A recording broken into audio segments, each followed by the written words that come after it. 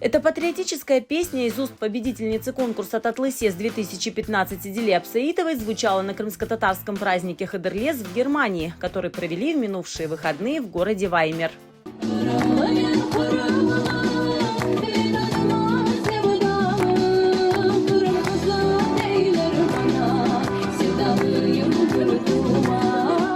Эльвис Челпух в Германии не так давно, но с первых дней начал работать над созданием организации для сохранения крымско-татарской культуры вдалеке от родины. Вместе с единомышленниками они создали центр «Кырым Медени Меркезы», а 6 мая провели свое первое масштабное мероприятие «Хыдырлес». Для нас было очень важно воссоздать атмосферу Крыма и поделиться ею с нашими соотечественниками, которые живут вдали от родины. Очень важно было привить любовь к родному краю для наших детей, многие из которых никогда еще не бывали в Крыму.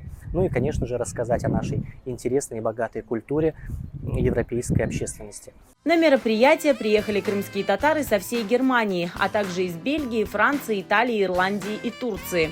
На праздник пригласили мэра города и представителей общественных организаций, при поддержке которых провели Хыдырлес. Und hierher bringen wir jetzt die krimtatarische Kultur. Und ich finde, das ist großartig. Wir haben sehr viel Glück mit dem Wetter. Wir haben ein ausgezeichnetes Programm. Und wir haben ganz viel Interesse auch von den Deutschen hier. Wir haben Flyer verteilt, wir hatten Gespräche. Das war eine sehr gute Veranstaltung heute. Es waren viele Weimarer da, die sehr interessiert waren. Und sie haben viel gelernt über die Kultur der Krim. Und ja, ich glaube, das hat das Interesse für mehr Veranstaltungen dieser Art geweckt.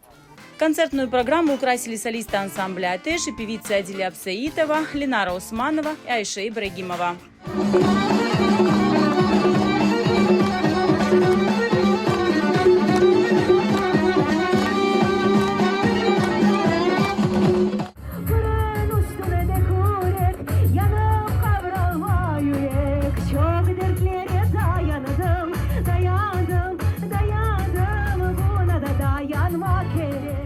Для гостей также проходила ярмарка с работами народных мастеров и конкурс детского рисунка «Гузель Кырым», где каждый маленький участник рисовал Крым таким, каким его представляет.